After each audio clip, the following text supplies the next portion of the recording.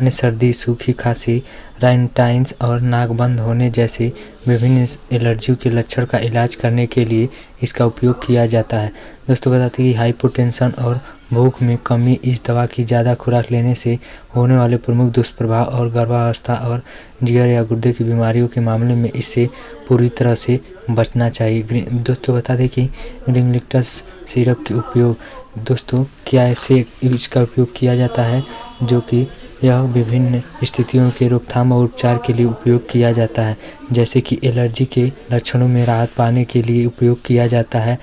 Rhinitis ये fever के मामले में उपयोग किया जाता है। इमरजेंसी यानी एनाफिलेक्टिक शॉक और गंभीर एनाफिलेक्टिक शॉक के उपचार में उपयोग किया जाता है। कीड़े के डंक मारने के मामलों में इस्तेमाल किया जाता है। पूरी ट्रिस एलर्जी की वजह से पूरी ट्रिस के मामलों में उपयोग किया जाता है।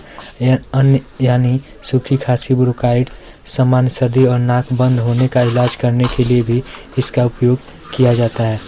दोस्तों बता दें कि ग्लिंगलिट्स में 4 मुख्य सक्रिय तत्व होते हैं, जैसे क्लोरफेनामाइन और डेक्सामेथासोन और गुइफेनेसिन और अमोनियम क्लोराइड। प्रत्येक का अपना काम होता है।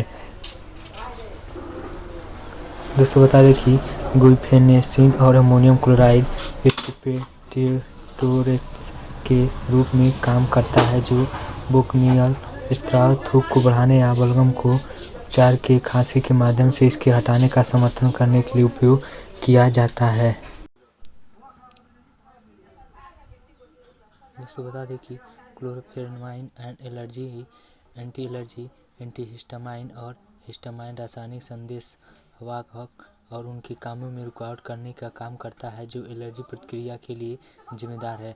क्लोरफेनामाइन नाक के बहने, छींकने और आंखों में पानी आने जैसे एलर्जी के लक्षणों को आराम देता है। डेक्सामेथासोन और सीएनएस सेंट्रल नर्वस सिस्टम का काम करता है और अंत में मस्तिष्क में खांसी के केंद्र की गतिविधि को भी कम करता है।